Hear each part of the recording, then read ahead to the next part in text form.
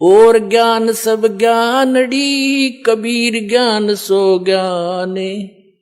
जैसे गोला तोब का अब करता चले मैदाने। अब ये सब मैदान छोड़कर भाग गए जितने संत हैं, बोलते क्यों ना, जवाब दो। तो इससे बुद्धिमान समाज समझ जाएगा कुछ दिन में कि कखन इनके पास और बुद्धिमता इन महापुरुषों की ये होगी। ये स्वयं कह दें भाई कोई बात ना।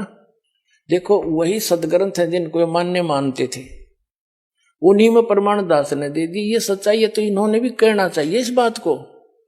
और कोई इसमें हार जीत नहीं होया करती, हार जीत तब मूर्ख आदमी बनाया करे। हम परमात्मा के बच्चे हैं, सारे कष्ट पा रहे यहाँ पर, और इनका बहुत बड़ा उपकार हो जाएगा जब अपने मुंह से जल्दी कह देंगे ना, तो सब समझ जाएंगे वे सचमुच सच्ची कहे हो। क्योंकि कुछ एक संतों ने तो ये कह दिया है कि रामपाल की पुस्तक नहीं पढ़ना, रामपाल का सत्संग नहीं देखना। तो क्या वो मित्र है उनके? वो तो दुश्मन है। सबका सुनो सत्संग और कंपेयर करो, सबके साथ तुलना करो, तो संत नहीं है। जैसे ईसा मसीह जी ने कहा था कि ये तुम्हारे जो गुरु हैं ये तुम्हें बहुत अच्छे लगते हैं, बड़े शरीफ दिखाई देते हैं, पर ये तुम्हारे दुश्मन हैं। ये भेड़ नहीं, ये भेड़िए हैं। तुम इनको भेड़ समझते हो, ये भेड़िए हैं, तुम्हारे जीवन का नाश कर रहे हैं। हरी नहीं बात उसको क्रश करवा दिया था। वो उपकारी आदमी था, और उन दुष्टों ने अपना, क्यों उसमें शिक्षा थी को नहीं, राजाओं को बका दिया, प्रजा को बका दिया, और उस महापुरुष को क्रश करवा दिया, उस महापुरुष को। और वही तरीका दास के साथ अपनाया था करुथा कांड कराने के लिए। लेकिन अब मालिक का साथ था हमारे, और उसका वचन था, प्रमाण हमारे साथ थे, सीडी हमने बनाकर समाज में भेज रखी थी।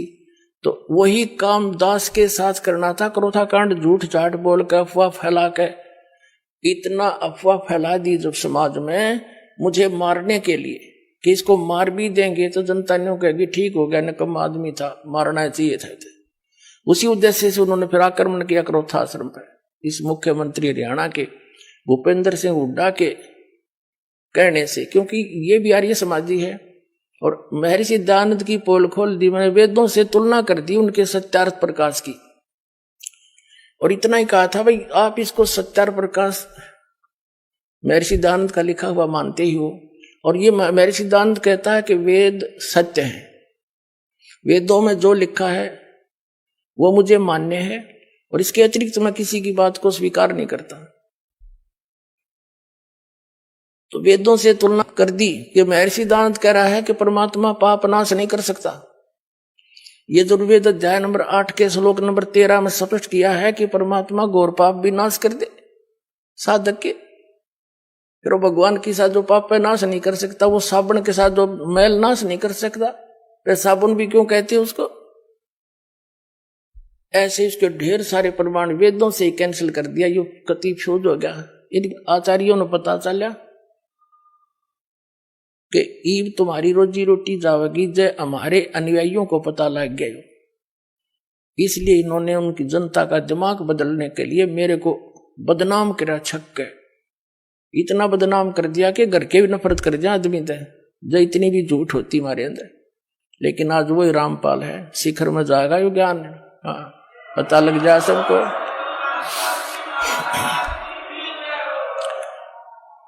तो ये अब ये सफल नहीं हो सके। एक तो साथ कबीर समर्थ शक्ति हमारे है, और हम कति सारी साची और प्रमाणित बता रहे हैं, जिस कारण से ये ईब सांस गोट कर बैठ गए, बिरानी क्वित पहुंच गए, आसपास भी नहीं है।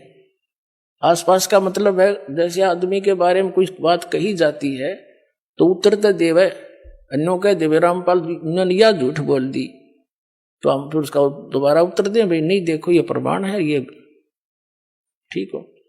इनके साथ तो वह बन गई। एक व्यक्ति बता रहा था, ने बोला हमारे गांव में एक भैंसा घनांडी पाक रहा था, और उसने गांव में कोई दूसरा भैंसा छोड़ा नहीं, उसको मार कूट कर सीमा से बाहर छोड़ के आया करता।